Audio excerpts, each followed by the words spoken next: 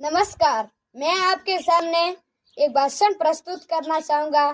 कुछ गलती हो तो माफ करें कि ऊंचे ख्वाबों के लिए दिल की गहराइयों से करना पड़ता है काम। ऊंचे ख्वाबों के लिए दिल की गहराइयों से करना पड़ता है काम। जो खैरात में मिलती कामयाबी तो हर शख्स लाजवाब होता।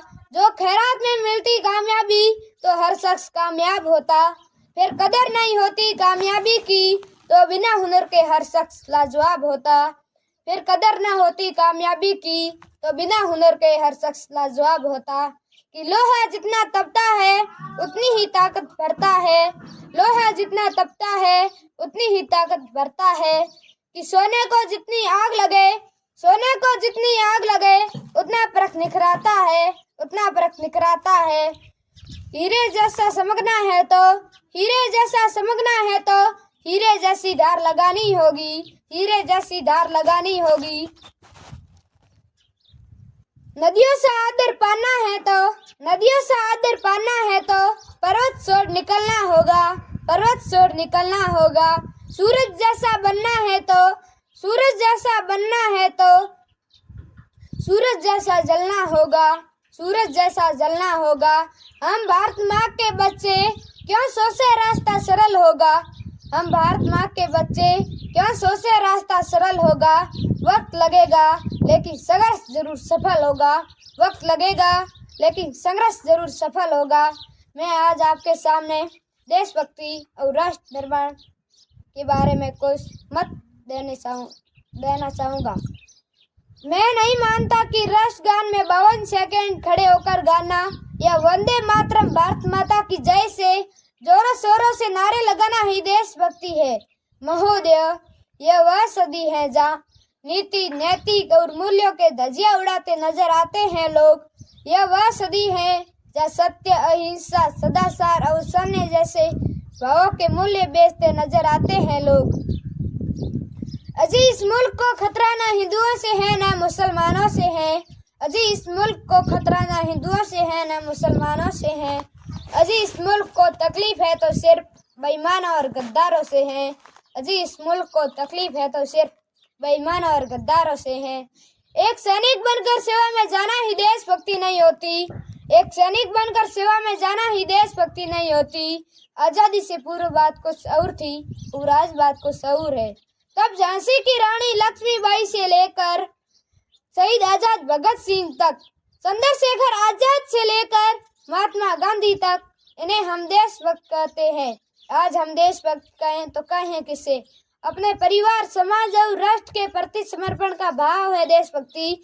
हर देशद्रोही के जीवन में आने वाला तूफान है देशभक्ति।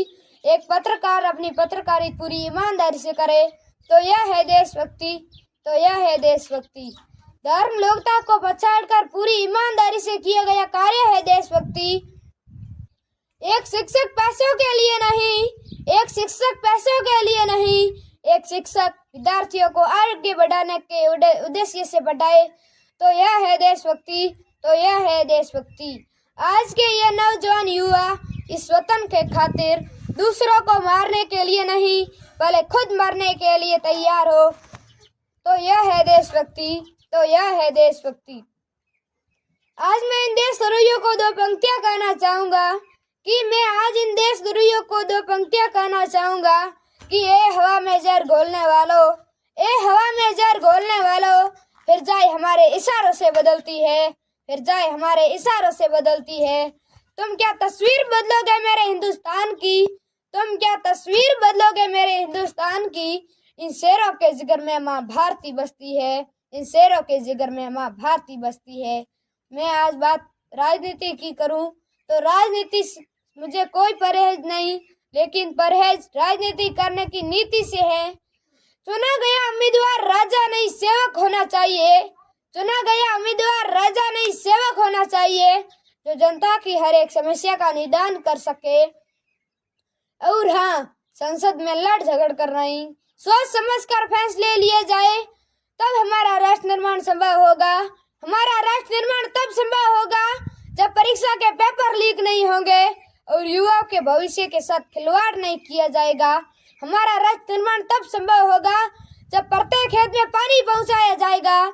हमारा राष्ट्र निर्माण तब संभव होगा जब किसी भी धर्म, समुदाय और वर्ग में भेदभाव हमारी सोच से मिटाया जाएगा। अंत में अपनी वाणी को विराम देते हुए यही कहना चाहूंगा कि काश मेरी जिंदगी में शरद की शाम आए, काश मेरी जिंदगी में शरद की शाम आए, काश मेरी जिंदगी इस वतन के काम आए, काश मेरी जिंदगी इस वतन के काम आए। न खौफ है मौत का, न खौफ है मौत का, न आरज़ू है जन्नत की, बस जब जब जिक्र हो शहीदों का, बस जब जब जिक्र हो शहीदों का, उनमें मेरा भी एक नाम आए, उनमें मेरा भी एक नाम आए। जय जवान, जय किसान, जय हिंद। हकरों को बोलिए।